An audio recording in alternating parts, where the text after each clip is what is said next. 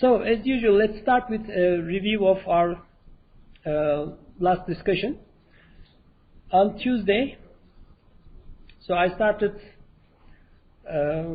with a discussion continuing on aerodynamic coefficients. And normally all the difficulties of calculating the forces and moments acting on an aircraft are dumped into aerodynamic coefficients. And for a real aircraft, if you want to calculate these forces, you need to somehow know the value of these aerodynamic coefficients. Okay? And the way, one way to do that is to create a similar flight condition in a wind tunnel in a controlled laboratory, and calculate the value of these aerodynamic coefficients in that experiment, and then use those values to estimate the forces of the real aircraft. But there are things that we need to be careful about. So if you look at these equations here, this Q infinity is called the dynamic pressure, and it includes velocity squared, right? So this is 1/2 times rho times v squared. And so I told you several times already that aerodynamic forces depend on square of the speed. So if and that dependence is included in this term, but that's not really entirely true. I mean, as the speed of the flow changes, it's true that the dynamic pressure changes with square of that, and dynamic pressure has a direct influence on aerodynamic forces. But as the speed changes, some characteristics of the flow may change as well, in addition to the dependence with v squared. And these additional changes are due to the compressibility and viscosity of the air. And in our last lecture, I also explained viscosity, right? So that means, let me scroll through here quickly. Okay, so normally the majority of the forces come from these pressure forces for an aircraft, but due to viscosity of air, there are some tangential forces as well, which are shown by these little red arrows here. And depending on certain conditions, the significance of these tangential forces may become significant. And to know whether these forces are significant or not, we use the Reynolds number. So that was the topic of our last lecture.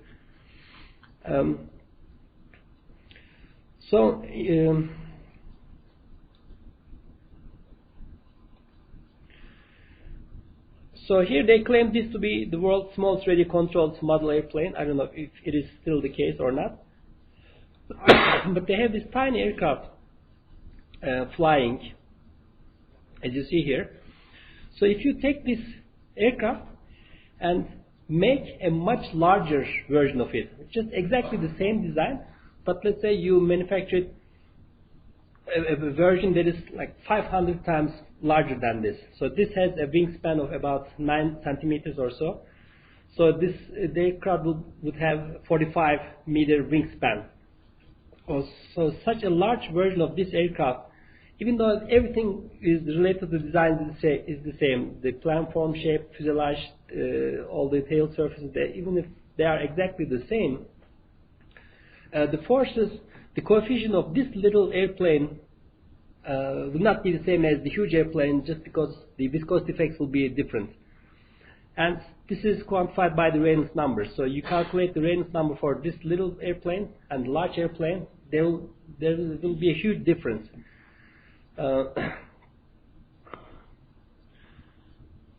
Okay, so the Reynolds number is really an important factor, and you need to calculate the Reynolds number, and using that Reynolds number, you should be very careful about using the aerodynamic coefficient that you have. Okay, now today I would like to talk about the other factors which changes the characteristics of the flow.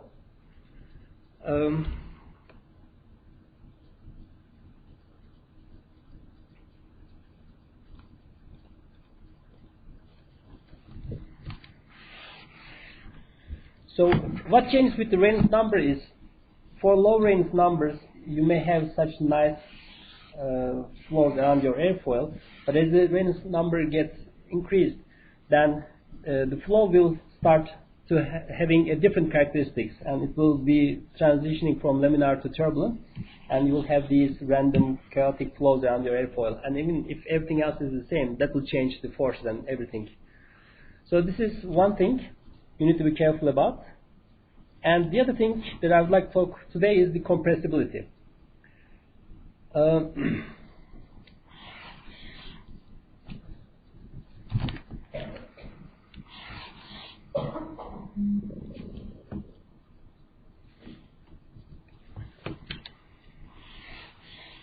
I used to draw much nicer airfoils. I don't know why I can't do it anymore.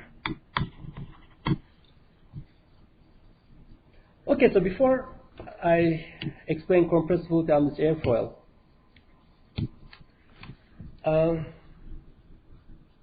okay, so let me do this.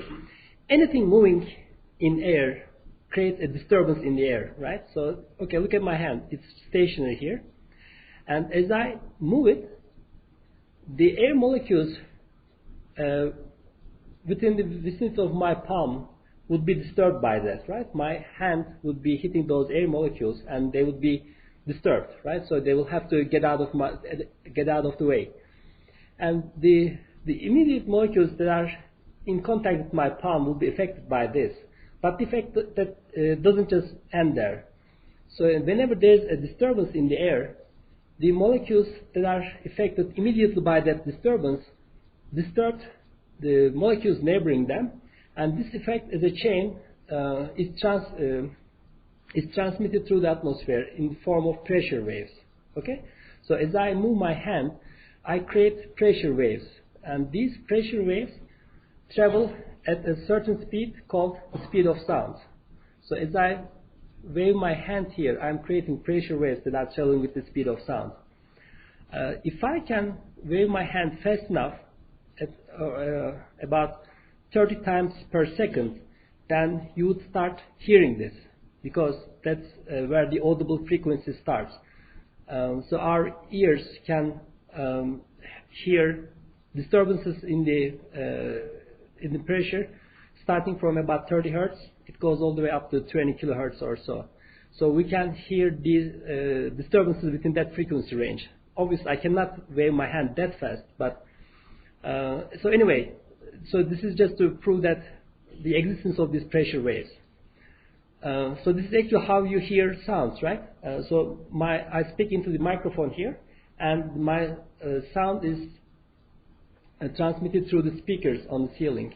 So what happens is the diaphragm of the speakers vibrate at the frequency of my talking, and the diaphragm motion creates pressure waves, and those pressure waves go into your ears, and you can actually hear what I'm saying. Okay, so again, as anything moves through the atmosphere, it creates pressure waves traveling at the speed of sound. Now, imagine what happens if this disturbance starts moving faster and faster. So let me...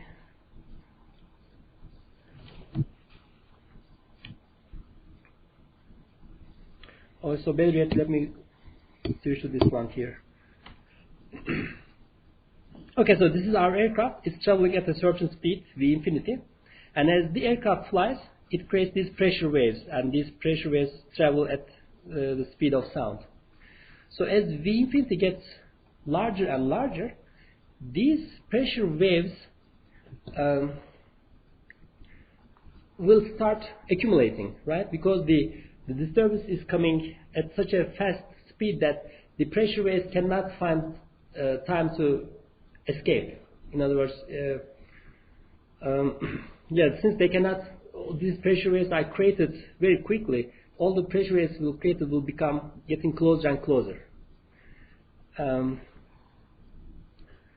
Okay, so to convince you of that fact, let me show you some videos here.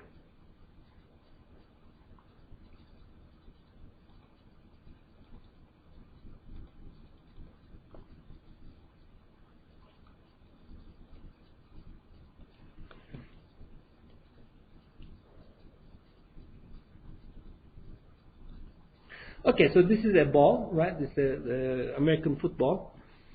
And if you gently push this ball, it will just move, right? It will move out of the way. If you gently push this ball with your foot, it will be escaping from your foot.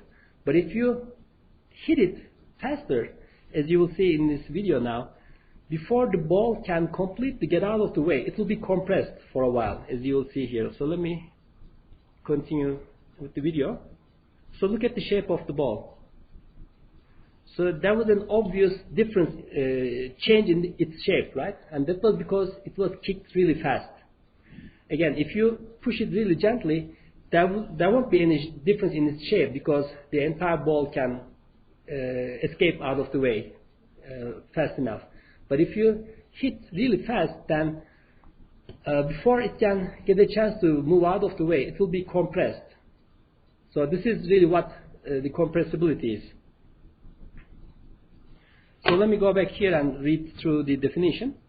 Compressibility is defined as a measure of the relative volume change of a fluid as a response to a pressure change. So what you see in this video is,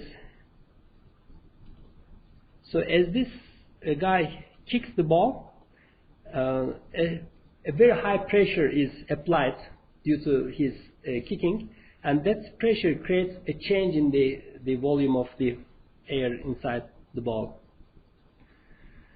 And becomes a problem at high speeds. So at low speeds, there's no problem because everything, all the pressure waves can travel freely without being disturbed by the other pressure waves.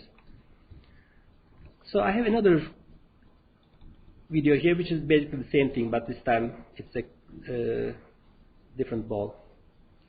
But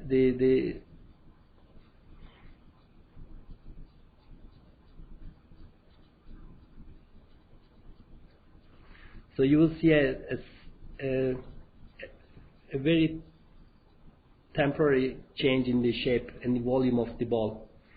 Again, this is due to the speed, and you can easily imagine that if you kick even harder, then there will be even a greater change in the deformation in the shape, right? There will be, the compressibility would be even more significant. Okay.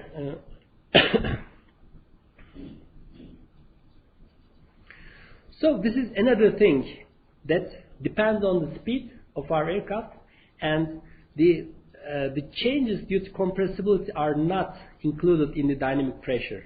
Okay, so as the speed changes,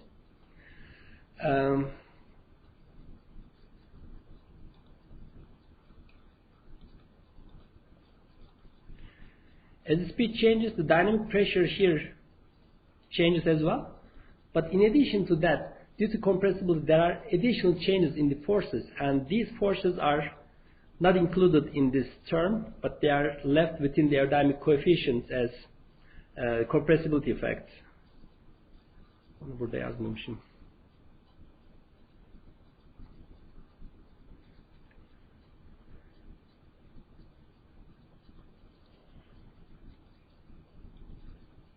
And this compressibility can even become a problem for solids. For gases, obviously it's very easy to compress gases, but even for solid objects, so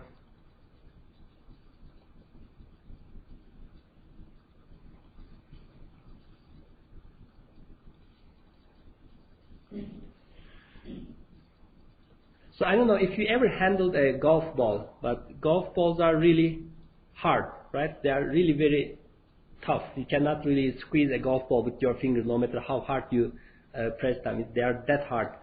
And look at what happens to a golf ball as it is hit by this golf club here. So again, the same thing as before. If you push a golf ball gently, it will just roll out of the way. There will be no change. But if you push it really, if you kick it really fast, then you can, due to the compressibility effect, the shape of the ball changes, its volume changes momentarily as that high pressure change is applied. Okay, so this is what the compressibility effect is. And I have another golf ball video. Let me show that as well. So this time, the golf ball is traveling and it's going to hit this steel wall here. So I don't know, I can't remember the speed of the ball here, but it is obviously traveling at a very high speed. And there's a steel wall here. And look at what happens to the ball as it hits it.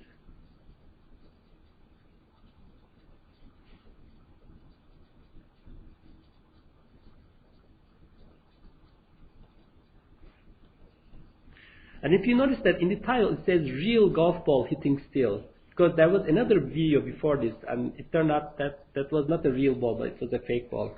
Let me show that too.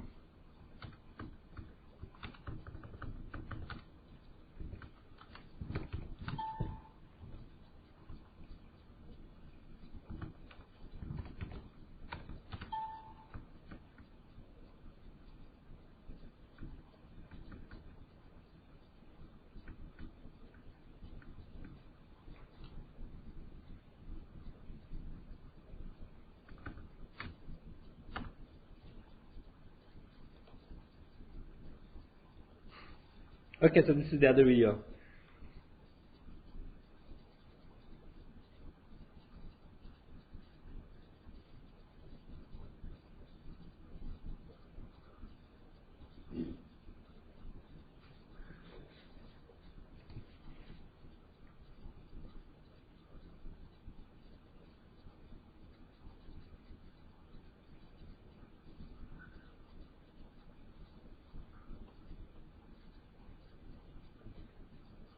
So anyway, I found this on YouTube, and it turned out that this was really not a golf ball. It looks like a golf ball, but it's made out of rubber or something like that. It's soft material. But even the real hard golf ball gets quite compressed as it gets hit by a very fast, very high speed disturbance.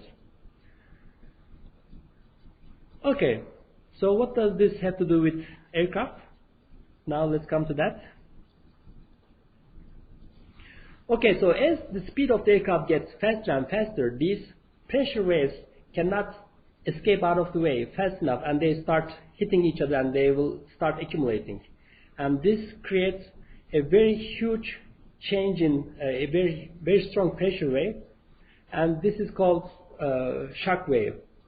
So as the speed of the aircraft approaches the speed of the sound, then these pressure waves will start accumulating here, and a bunch of pressure waves compressed together will form what is known as a shock wave. And this changed a lot of things on aerodynamic forces. So this, so we have to be very careful about this. So just because the speed increased by a certain factor, we cannot. That will change the dynamic pressure, but we cannot really stop there. We should think about these effects. If this gets anywhere close to the speed of the sound, then there will be additional changes in the aerodynamic forces, and we need to be careful about those changes as well.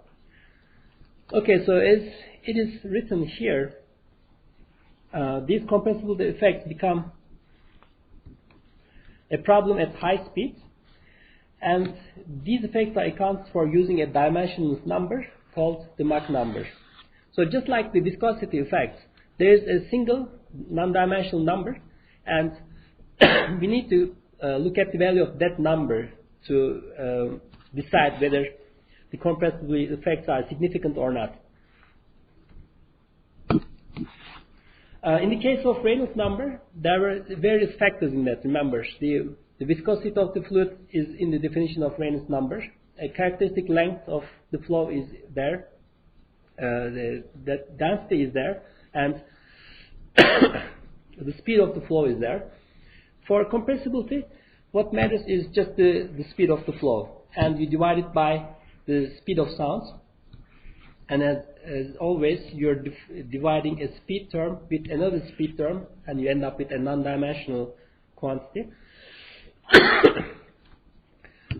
So in addition to the Reynolds number, you need to calculate the Mach number as well.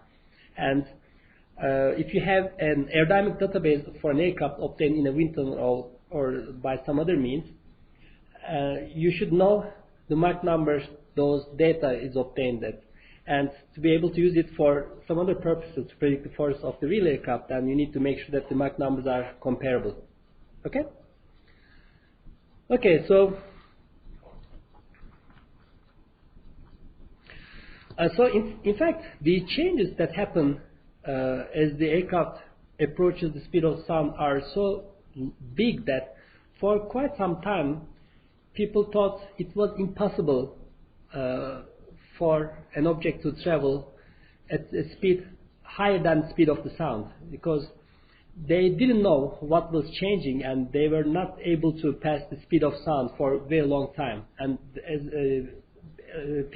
scientists at the time thought that it was really physically impossible to go any faster than the speed of the sound. And one of the changes due to that is the center of pressure, for example, changes as shock waves are formed. Okay, so as the speed of the aircraft reaches the speed of the sound, then the pressure waves, the shock waves will be created here, as you see in front of the airplane. But even the speed is when it's less than the speed of the sound, the shock waves can be formed around the airfoil, around the aircraft, because we know that the flow accelerates through the airfoil, right? Let's say the speed of the aircraft is less than the speed of sound. Let's say it's 80% of the speed of the sound. But we know that as the air travels through the airfoil, it accelerates, right? So it accelerates to speed of sound over the airfoil, even when the speed of the aircraft is lower than that. So these shock waves will be formed first around the airfoils where the flow is fastest. Okay, so at the fastest point, at the point about the airfoil where the flow is the fastest, the shock waves will start forming. And as that happens, the center of pressure changes quickly. So if right before the speed of the sound, right before the shock waves are formed, if let's say the aerodynamic force is here, as shock waves start forming here, the center of pressure jumps backwards. So from here it jumps back to here. So this sudden change in the center of pressure creates a huge pitching moment, right? So the original pitching, the center of pressure was here, the aerodynamic force was here, and it creates a pitching moment here, and you have a tail surface that is to balance that pitching moment. But when there's a sudden change in the center of pressure, then there will be an unbalanced pitching moment, and this pitching moment will cause the aircraft to start tumbling in the pitching direction. And so the initial attempts to go faster resulted in very serious crashes due to this effect. So anyway, as aerodynamics scientists studied this problem, they eventually figured out what was happening, and then they found ways to maintain a stable flight through the speed of the sound, and now there are aircraft that can fly faster than that.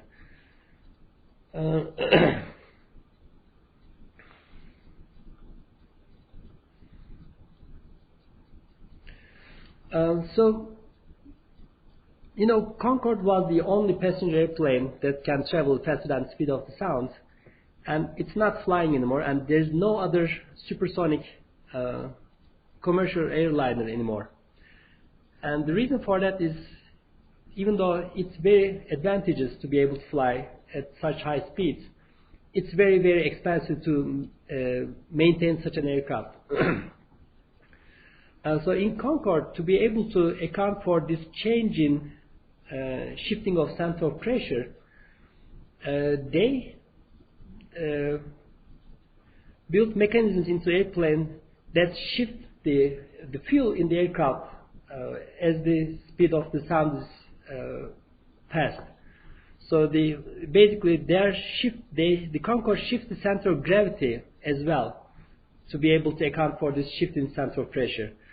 So as the speed of sound is exceeded, everything here shifts together. So they shift the center of gravity as well together with the center of pressure. So that's how they control the airplane at supersonic speeds. And obviously that's a very complicated mechanism. The entire fuel within the aircraft is shifted from one fuel tank to another fuel tank, so that center of gravity can be shifted.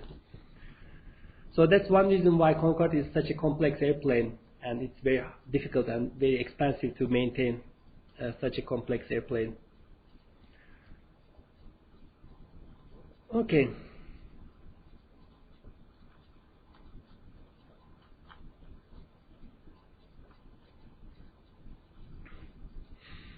And so actually I told this before, I don't know if you remember that or not, but one way to control supersonic airplane is to have you need to have a different elevator mechanism, because when you have these shock waves formed on the horizontal tail, then the elevator becomes ineffective because of this shock wave created here.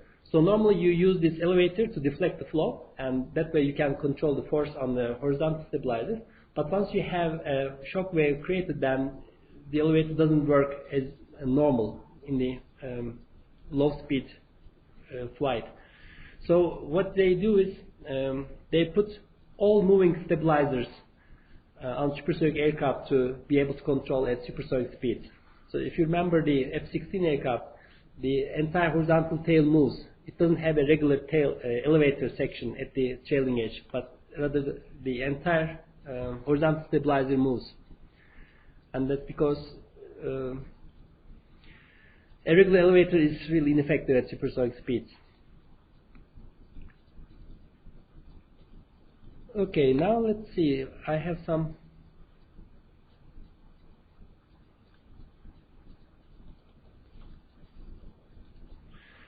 Okay, so due to these shock waves, the properties of air change drastically along a shock wave.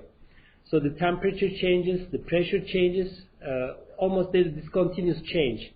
And when that happens, sometimes the shock waves become visible. For example, if there's moisture in the air holds a certain amount of moisture, but due to a large change in the pressure and the temperature, air cannot hold that moisture anymore, and like the clouds are formed through the shock wave, and when such clouds are formed, you can see them. So these are just like the clouds up in the air. And if there's too much moisture, then such clouds are formed, and here you can see actually these shock waves.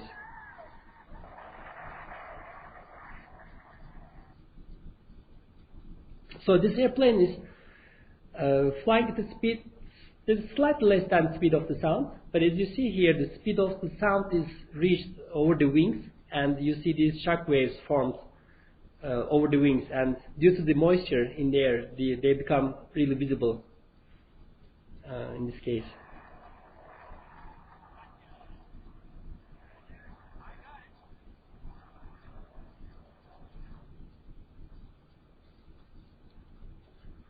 And I have another video. Let's take a look at this one.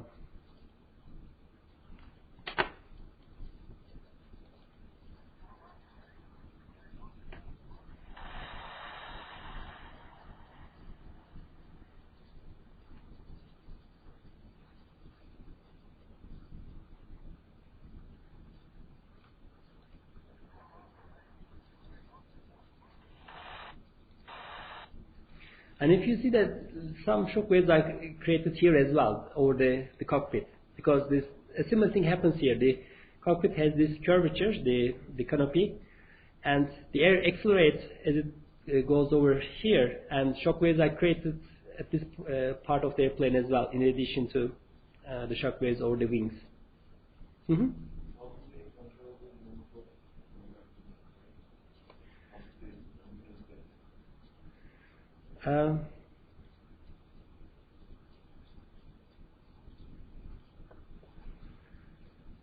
Well, I don't really know the answer, but I'm just going to speculate here. Well, first let me say that I'm not an aerodynamics person, so you need to ask these questions to aerodynamics professors. When you take in aerodynamics 2 course, you will learn all about compressible flow and the supersonic flows. You will learn all the details. But my speculation here is, For modern airplanes, special airfoils are used. Okay, so if you take a regular airfoil designed for a low-speed aircraft, then you will see this huge change in the center of pressure. But for modern airplanes, now it is well known that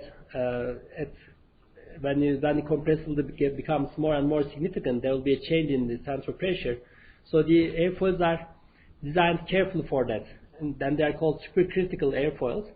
So as a result of that, my guess is that the shift in center of pressure is smaller, for one thing, and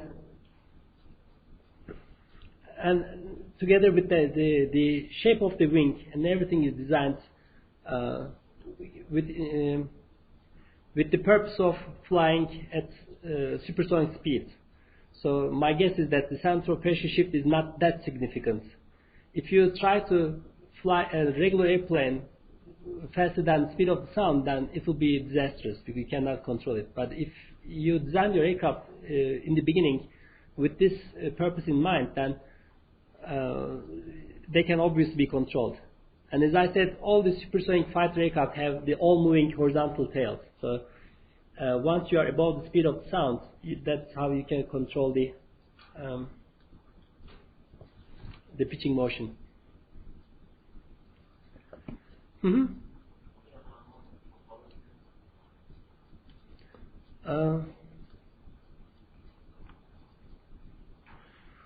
Well, let me just repeat what I've told you, and if you still question, then I advise you to search online. I mean, just type in Google shockwaves, and I'm sure you will find like a huge amount of materials explaining what shockwave is, and hopefully one of them will be meaningful to you. But to repeat what I said earlier, whenever there's an object moving in air, it disturbs air and it causes pressure waves. Okay, so anything moving at all causes pressure waves, and these waves travel at the speed of the sound. Okay, so suppose that my hand is creating these pressure waves. So if I move my hand at a very high speed that is close to the speed of the sound, then the pressure waves created before the pressure wave can move out of the way, there will be another one, and these pressure waves will start getting accumulated, right? So let me go back to so these pressure waves are constantly created and they move away from the aircraft. But if the aircraft is flying at the speed that is the same as this speed of the sound, then the pressure waves will not be able to move away from the aircraft, but instead they will start accumulating in front of the aircraft. And these pressure waves, the normal that are not that strong, will be much stronger due to all these pressure waves getting accumulated together. And that huge, strong pressure wave causes these shock waves. But again, I advise you to search this online and find other explanations.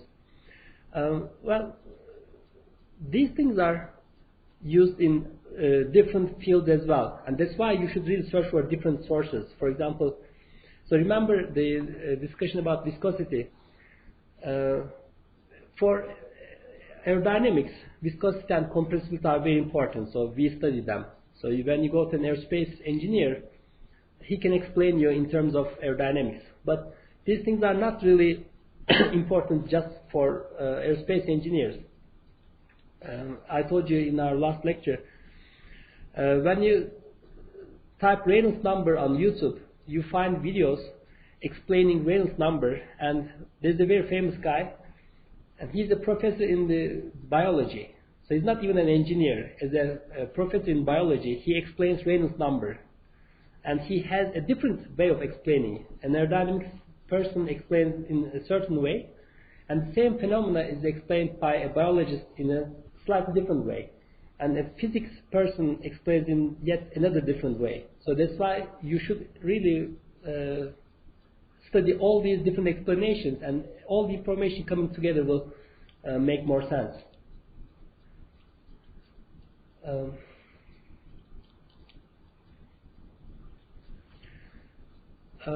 So In fact, these shock waves are formed when the speed of sound is reached somewhere around the aircraft, but much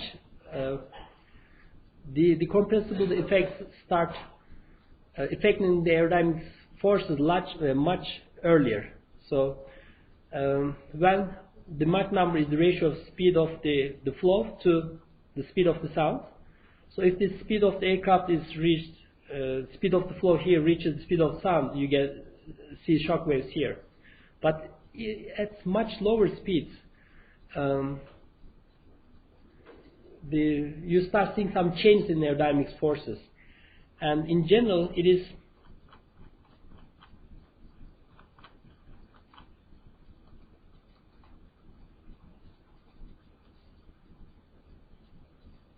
so you can read this later on.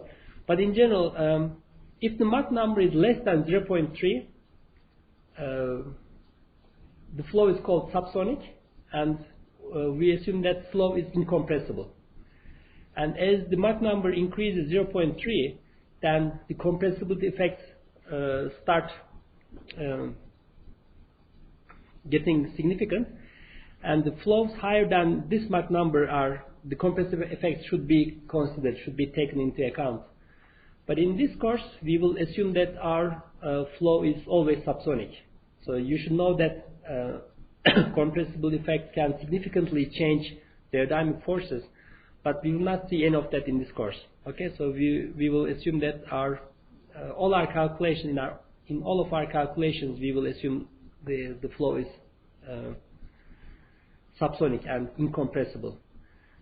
So in some of our calculations, the Mach number will be much higher than this 0.3 number, and normally compressibility is really be significant, and still we will ignore all the effects due to compressibility.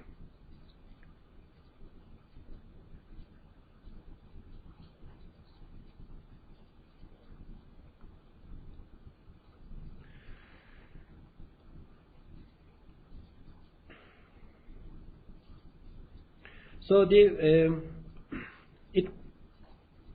compressibility effects, the shock waves create a huge increase in drag force. So this is your aerodynamic force vector. You have lift and you have drag here. But as the shock waves are formed, the drag force increases drastically. And that's why all the modern commercial airplanes fly at speeds very close to the speed of sound, but they don't really exceed that, because that requires a huge increase in drag force, and that means you need to burn much more fuel to be able to fly faster than that. So the ideal cruising speed for all modern airlines are between 0.8 to 0.85.